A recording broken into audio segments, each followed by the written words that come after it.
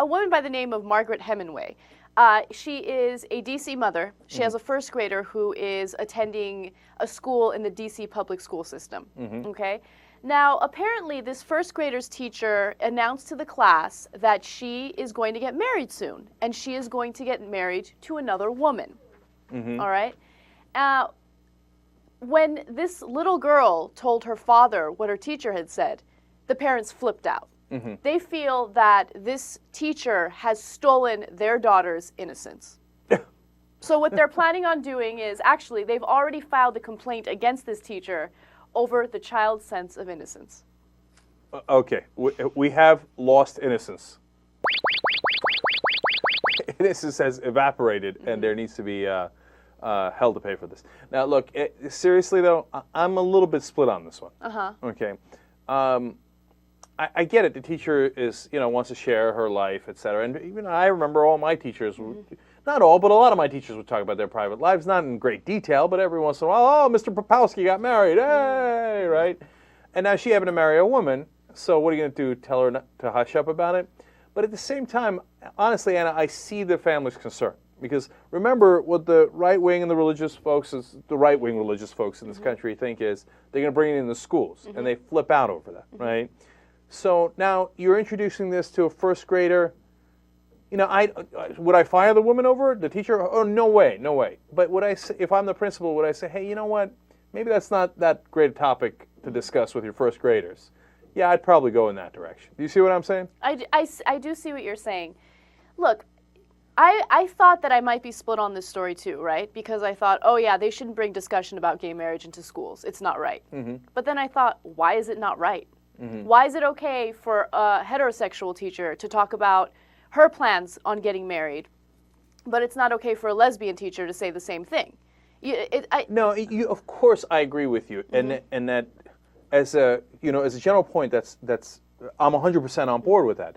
But the problem is that we do have to respect everybody's differing views. Okay, I'm gonna get a little President Obama on you on this one. Okay, we do have to reach out the right way. No, because look, I know to me it seems like you're telling me, oh well, if an elf and a dwarf get married in Middle Earth, that's totally unacceptable.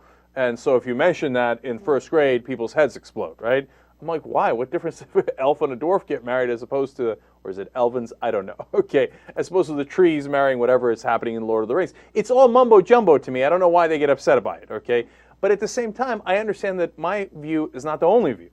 I understand that there's a lot of parents who have very deeply held views, and we have to accommodate them. We have to accommodate everybody. Now, I mean, there's bounds of reason on how much you accommodate people. Of course, I understand that. But I think it's within the bounds of reason to say, let's not have this discussion in a first grade class. But what put it over the top? I'm sorry, go ahead. Okay, no, you're right. Maybe first grade is way too young to have a discussion like this, right?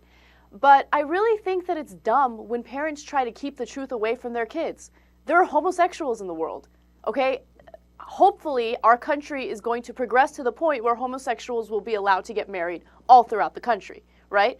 That's just a fact. One day, this kid is going to know that gay people get married. Gay people have sex. There are gay people in the world. Why are people so scared to share that information with their kids? Like protecting their kids and sheltering their kids, they're not doing them, a service. This isn't a good thing. Right. And look, the teacher did not discuss sex. Okay, so it was just marriage. So let's keep that in perspective as well. So I understand what you're saying. And then, but she did take it to another level, Anna, that I had definitely drew the line with, and she definitely should not have done. So let's tell people that stuff. Okay, so look, other than mentioning that she's going to get married to another woman, she read a book to the children, and this is something that I also had a problem with. Now, the book is called Uncle Bobby's Wedding, and it has to do with two gay guinea pigs that get married. All right, they're two male gay guinea pigs.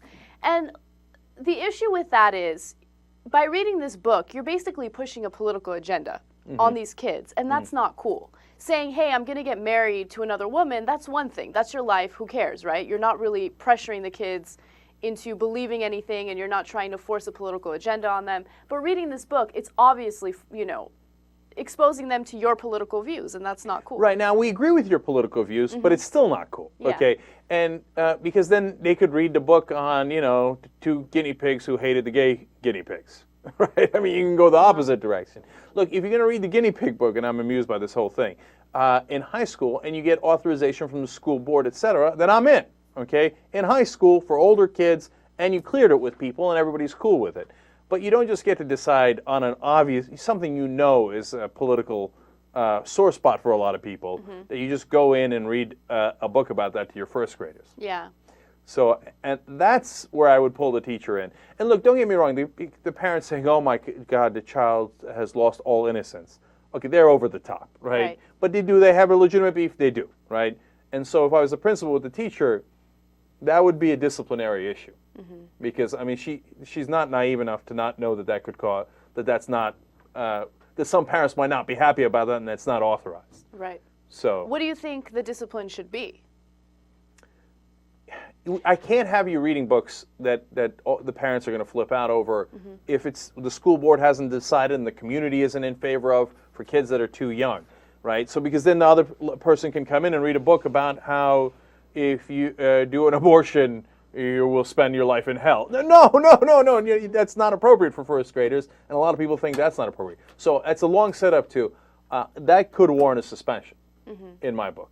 Okay. A suspension? Yeah, and say, hey, look, this is a very serious issue. I can't have you doing this. You suspend for a week, 2 weeks, I don't know what it is, maybe without pay.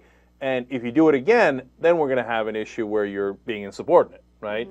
I wouldn't necessarily go in that direction for saying, hey, I got married, right? But for the book, that's a bit much. Yeah, I don't know. I don't think I would suspend her. I think I'd give her a little slap on the wrist. Tell her, just don't do that again, dude. It's not cool. No, look, I want to agree with you. Right. But you got to, for me, I got to remain intellectually consistent for my views and say, no, I think that merits something worse.